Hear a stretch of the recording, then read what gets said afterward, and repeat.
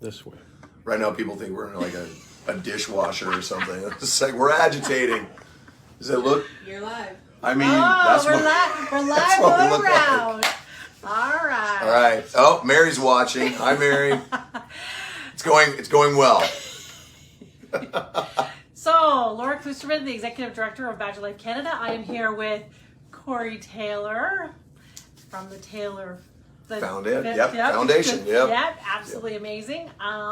So we are in Canada because you are doing a show tonight. So That's right. I will turn it over to you to talk about your foundation first, and then I will talk about Badger Life. Well, the Taylor Foundation is a nonprofit that I started in association with my good friends at the Giving Back Fund to help orchestrate and network and tie together various charities and organizations who are helping military veterans, EMTs, and members of law enforcement deal with PTSD and the trauma and the stress that comes with that. So we're raising money to basically help and bolster and widen the messages of all of these wonderful organizations all over the country, from Brooklyn to California to Ottawa, to help people who need the help and to let people know that it is okay to ask for that help. And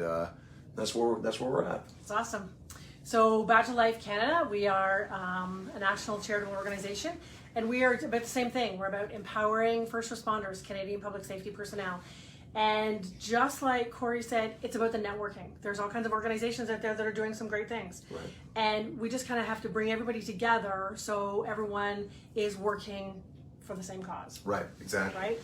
Because there's amazing organizations that nobody knows about. Right. I mean, and that's, the whole, a lot of people know the national organizations, and obviously they get a lot of the prestige and whatnot, but there's so many wonderful local, like smaller local groups that, maybe if you're dealing with something and you need the help, but you can't get the attention of the national place, you don't realize that there are all these great local organizations that you can tap into. So it's important for people to know. It's like if you go on like a Google search or like or an Amazon search, you can look up local organizations, and it will, 9 times out of 10 they will be able to help you faster, I think, than a lot of the national organizations. Nothing against them. However, on a local level, you are getting that person-to-person kind of attention instead of, kind of lining up in a queue on a website. So don't let, and I know a lot of people who are dealing with trauma, sometimes it's hard for them to reach out and ask for help. And if they feel daunted at the first kind of step, they will pull back. And what I say is, I encourage you to keep going. If you feel kind of stunted at first, keep going and find that organization that can reach out and help you, because it's, all it takes is that one person, that right voice, that right helping hand, and your life can change in an instant, and it's so worth it. And that's with Badger Life. We have peer support sessions on Monday evenings. Nice. And so it's all virtual, and we have people from all across Canada. And that's one of the main things that people have said is they feel connected. Even we're on virtually, right, but it's still they feel connected because all of a sudden they're not alone. Someone shares something and goes, and you can see it. You can see the authenticity on Zoom of people go, I thought that was only me. Right. And they're going, I'm not alone. And that's huge when you know that whatever you're going through or wherever you are in your journey, you're not alone. Somebody else has done the exact same thing. Do you think that's the most common message that you hear when you talk to these people? Is it that what makes them reticent to reach out for help in the first place? They feel alone. Yes. They feel that they're the only ones that are dealing with this. Right. Because they look around them, and especially with first responders, you look around. So you go to like a traumatic call, you go to something, you look around, you're like, everyone else seems to be dealing with this. Right. So they look like they're maintaining, so maybe there's something wrong with So then you go like, I guess it's just me. Right. So I'm just gonna, I'm gonna push it down. I'm gonna push it down. I say, well, if you have a tube of toothpaste and you put the cap on and you squeeze it in the middle, guess what's gonna happen? It's gonna come out one of the ends, right? And so and stop doing that. Like stop pushing it down. Right. And as first responders, we're always told, you're special. Right. You're special. You come out of like the police college, or you finish your paramedicine. You finish all. You're special. Right. Well, as soon as you feel special, then you feel like I can't take a knee. Exactly. I don't need help. I've been told I'm special. Right. And it's the exact opposite. We're human. Right. And we, as soon as we realize that people are just people. Right. I mean, we've all been at scenes where, you're saying, I can't cry. I can't feel this. I can't, because I have to go on to the next thing. Right. And I know that the conversation that you just had, it was just like that, right? Yeah. It was like, gotta go to the next one, gotta go to the next one, because an organization, that's what their expectations are too. Exactly. Yeah. Keep going. And so our big thing right now is to have organizations like police, fire, paramedic, all of them have the big wigs go, we got to train people. We have to train proper leadership. Right. We need supervisors to go, are you okay? What do you need now? Right. Yeah. They may go, I don't know. But if you keep asking that question. Exactly, and they'll feel comfortable enough to answer that question, and that's the continuation of the message that needs to be out there, because sometimes that first helping hand doesn't get shook. Yep. And maybe it's not even the fifth, but one of those days that person's going to look up and be like, this is it, this is the day. And that's why you have to keep, and you have to earn that trust. You have to earn that trust. Absolutely. You have to earn that trust, and that's why when we see on the peer support sessions, we can see that they may come on, like they may join the first time and never say anything. Right. They may just, they can pass. Then all of a sudden, second, third, and it's the building the safe container. And we're all about safe container. We're all about, like trauma is trauma. Yeah. And you have to build the trust, you build a safe container. And I mean, I heard you talk before about it's not one size fits all. Right. And that's what we try to do with our organization is, what do you need? Like, because it isn't cookie cutter. Right. People are not cookie cutter because we don't know what happened in childhood. Right. Exactly. So we don't know the baggage that people are carrying already. Right. Yeah. And I didn't know this until I was going through my own experience, dealing with my own issues and whatnot, that it's okay if one therapist doesn't work out, if one counselor doesn't work out. It's okay. That doesn't mean you failed. That's right. And from a standpoint of stoicism, from a standpoint of feeling like you have to be the independent, strong one, sometimes if that first motivation doesn't work, people have a tendency to pull back. And that's not how this process works. You go, okay, that didn't address what I was needing help with. What I need to do is move to and find another therapist who speaks my language, who understands what I'm trying to say, who maybe has gone through the same issues that I have. And that's the process, because it may take you 3 or 4 people to find the rapport that you are trying to find. And like, that does not make you weak. It does not make you less than. It means you're actually stronger, because you realize that in order to be yourself again, you need the help. And I was talking about the idiom that I was comparing it to when I was talking to other people, is that it doesn't take an army to win it doesn't take one person to win a war. It takes an army, and that's how it should be on the other side. It doesn't take one person to fix your problem. It takes several sometimes. And again, that does not mean you're weak. It means you're human, and human beings are the strongest people that we know, because we're a little bit of everything and we help each other. And strength in numbers. Exactly. Right? That's exactly because you wouldn't ask someone with a broken leg to run a marathon. Right. So I'm not sure why we expect people to, go through traumatic incidents over and over and over and over and over again and just keep going. Right. Because it doesn't happen. It's not okay to think that that's a way. It's okay to say, what do you need right now? Take a second. Right. Like if you need a safe place, take a second, take a breath. Right. Because everybody's different in their journey. and that you have to be respectful of where they are on their journey, because everybody's going to be different. We were talking before we did this about, in the research that I was doing while I was putting my foundation together, was that EMTs and first responders are some of the most overlooked people who deal with trauma.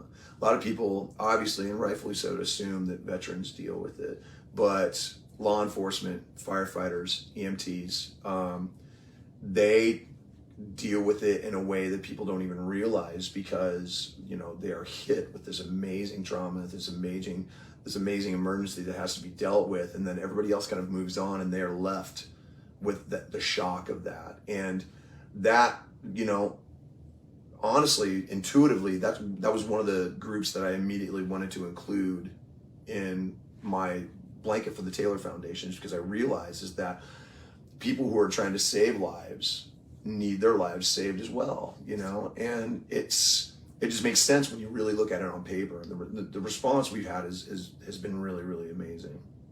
And before we got on, you had the opportunity to speak to a family member. I did. And there's a huge gap. Right. That needs to be addressed, right? Because we have, you have the first responders that have the resources, and then all of a sudden it's like, they go to, they're inpatient, or they can go, well, the family's left with, what do we do now? And sometimes, the family picking up the pieces means that family is falling to pieces as well, So as much, the support system needs to be stronger. Yes. And to encourage those people who are actually getting the help as well, to encourage the family members to get the help as well. I look at it from, I've obviously done time in sobriety systems and organizations like that. But if you look at AA, and then you look at Al-Anon, but then they have Alateen, which is for teenagers who grew up with parents who were addicts and alcoholics and whatnot. That sense of structure is honestly what is almost needed these days, to help the people who are dealing with the trauma in the first place, and then the family, which so they can encourage each other and back each other up. Well, and because when you have a first responder come home, then all of it goes over. You don't have two brains, right? You don't have a work brain and a home brain, so it comes in. It all bleeds through. It all bleeds through. And it's so important to have everybody together and on the same page and being supported. Right. And for family members to go, where do I turn? Right. Because exactly. when one of the first responders are struggling, the family's going to see it usually far sooner than the person themselves. And if they don't know how to react, right, they're not equipped to deal with it, and then the damage just becomes that much deeper. Yeah, exactly. So with your foundation, what do you hope to accomplish? My goal, honestly, is to basically kind of tie together the local networks, or the local, organizations that are dealing with it on a city level, maybe on a state level, because everybody, for better or worse, knows the national organizations that are helping to do whatever, and that's easy, but people don't realize, the little independent places that are kind of doing their thing in these little separate cities that may not even know one another. They may not even realize that they're a part of almost like I don't want to say secret network, but almost like an unspoken network.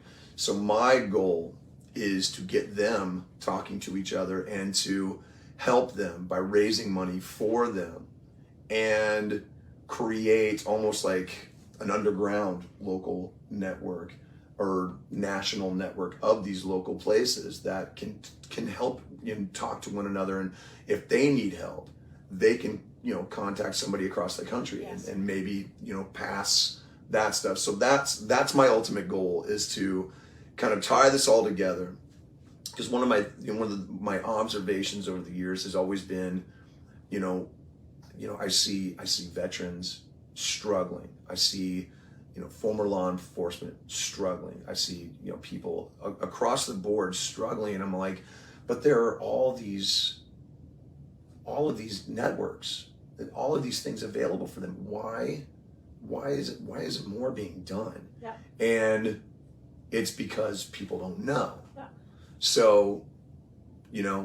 in addition to, helping to raise money to promote them and to, shore them up and help them, with obviously the costs that they need.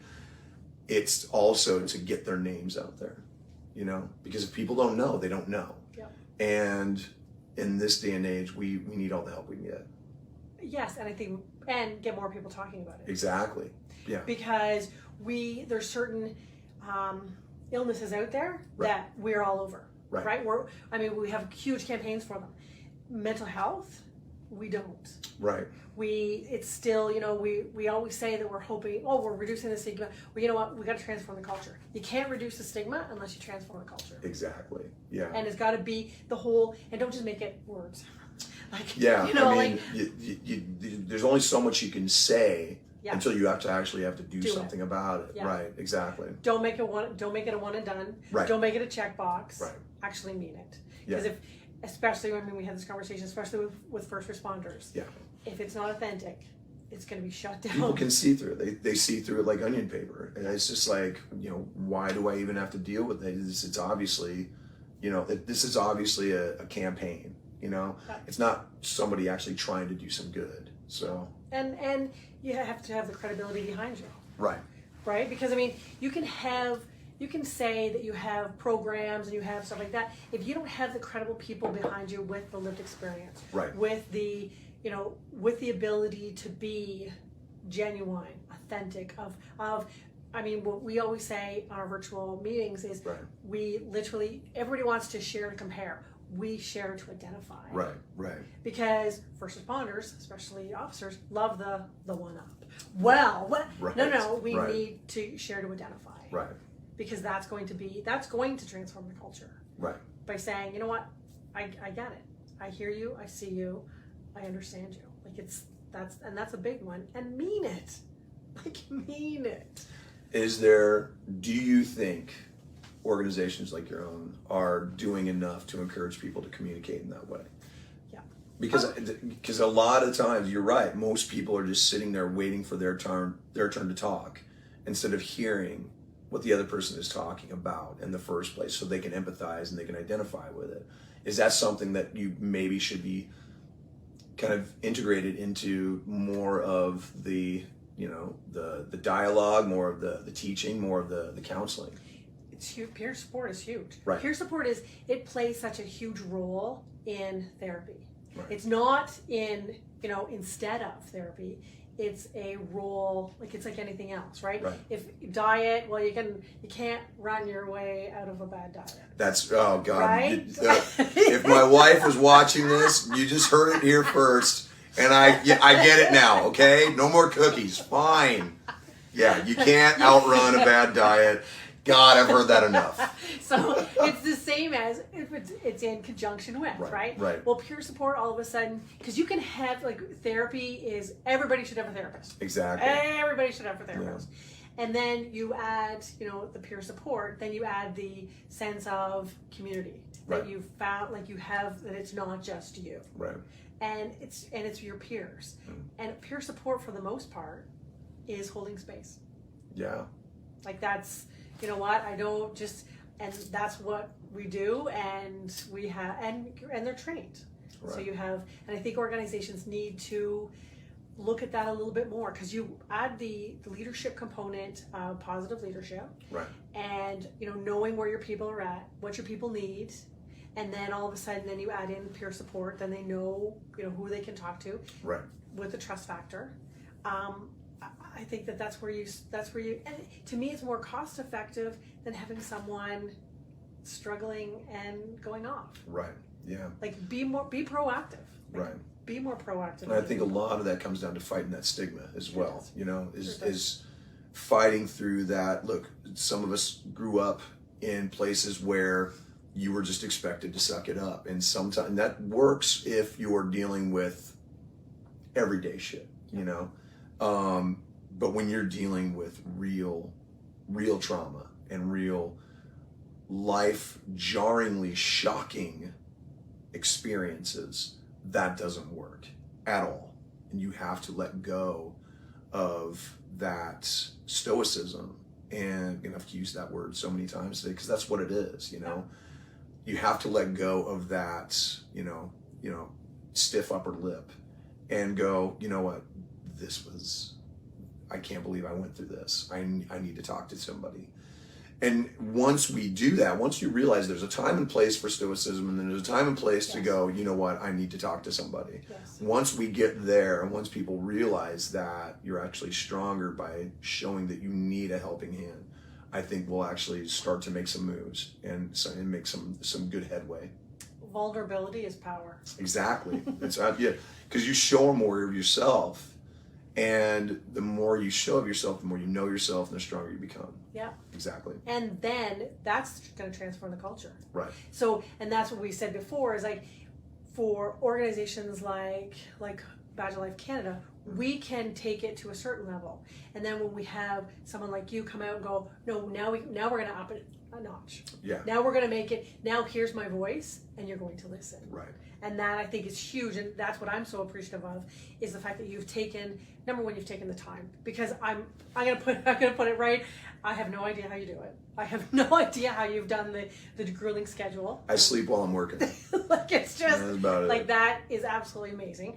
I feel so grateful that the Badge of Life was chosen to be a part of this. Unbelievably blessed. So I thank you for that.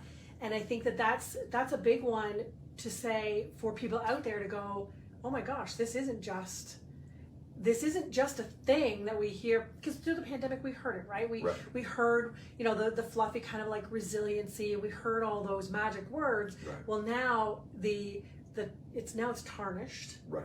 So now we have to keep it going, and I think that's what's so important with having you kind of come in and say, we're gonna keep this going, and I'm gonna keep the limelight on mental wellness. And that's the only way we do any good, is by keeping it going. That people, if you stop in the middle of the race, you don't win. It has to. This is an ongoing situation. There's never going to be a finish line. So you have to keep the momentum going.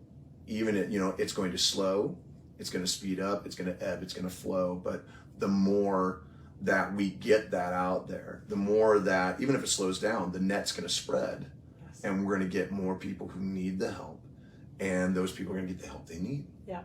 And you're absolutely right, and that's what, since becoming executive director, that's exactly the way that I felt, is it feels like 2 steps forward, 1 step back. Right. And you're saying, okay, I get it though, but you've got to keep going. You've got to keep going. I think that is the biggest thing for people that are struggling right now, is you are in a part of your journey that is very dark right now. However, it's not going to stay like that forever. Right. Exactly. And we can help you. There are people out there, there are organizations out there that, that we're going to collaborate with, we're going to network with. Even if this doesn't work, let's try this and this and this. Right. You may not see the light at the end of the tunnel, but that may be because you're looking backwards. Yes. The second you turn around, you see it. And once you start heading forward, that's when, maybe, and it may take forever, and it may be the tiniest little pinpoint dot. Yeah. But the more you head in that direction, the bigger it's going to get. Yeah. And this is hugely motivating. I don't underestimate how motivating you are, because that's huge for people that are struggling. That for everyone out there going oh my, Corey Taylor has sitting down with Badge of Life Canada, who we are very, very small. That's huge. that's motivating for people to go, oh my gosh, I'm going to check out the website. There may be something there, because, and then that starts the ball. Well, there you go. And honestly, that's the whole reason that I started my foundation, is because at some point you have to help people other than yourself. And once you commit yourself to that, that's all you want to do. Yeah, and it's empowering. And that's what we are that's what, when I first came in, I was we need to empower people. We need to empower, first responders, because we're all about control. Right. Exactly. Yeah. And so once the control gets taken away from us, that's scary. Right. So if we can empower people to say, you know what, you can do this. Right. You can do this. Yeah. Yeah. Because you feel so negative and everything is like everything right now is so negative. Well, let's empower people to take back their their own lives. One thing that people don't talk about when it comes to PTSD and depression is the numbness as well. And that numbness will hold you back from actually trying to do something. Yes. That deadening. It's almost like being under like 100 wet blankets. Yes. And all you want to do is just lay on the ground and not move. You don't want to breathe. You don't want to eat. You don't want to do anything. Fighting through that can be almost impossible. Almost impossible. Having dealt with it most of my life, trust me, I understand it, and I can feel it when it comes on because I get it physically as well. But if you can muster the strength to reach out just a little bit, even just a little bit, man, it can relieve so much pressure in your life, and it can lead to so many damn good things that I cannot encourage you enough. Please do what you can, be open to it, because the more open you are, the more wonderful, the more you're going to get in response, man. And like we talked about, it may not, the first little motivation may not work, but it could be the 4th, it could be the 10th, it could be the 20th. But when that thing catches for you, it will change your life. And there's always hope. Absolutely. There's always hope. There's always hope. There's always hope. Because if you had told me 7 months ago that I would be sitting right here, I'd be like, yeah, no, like, there's no way. So there's always hope. And to see, and I mean, that's one thing that I see every Monday night when we're doing our peer support. Like I literally, like my heart bursts because you look at the people and you're like, and I mean, we have some of the best peer supporters. Their life experience, I mean, number one, we couldn't do it without having our peer supporters. And you just see everybody's journey, and it's so hopeful. That's it is fantastic. So, like, it's empowering because you look at it and you're like, oh my gosh, it's just the authenticness, the vulnerability. It's amazing. It's absolutely amazing, and it's so personable. Like, it's just so personal. That is great. So we're gonna wrap up here. Yeah. Corey, I cannot thank you enough. No. I cannot thank you enough. This is amazing. This is like. Well, I'm glad to be a part of like 5 minutes of it. Like if I can help in any way, yeah. If you guys need help, feel free to reach out to Badge of Life Canada, and it's these great people, and remember, the first step towards getting help is knowing that you need it, man, and being okay for it. Sometimes you need help, but you're not ready for it. But the second you are, don't even hesitate. Do exactly what you need to do, because it will turn your whole life around. Awesome. Thank you very much. You're very welcome. Oh. Where do I stop that now? I think you just hit the finish button.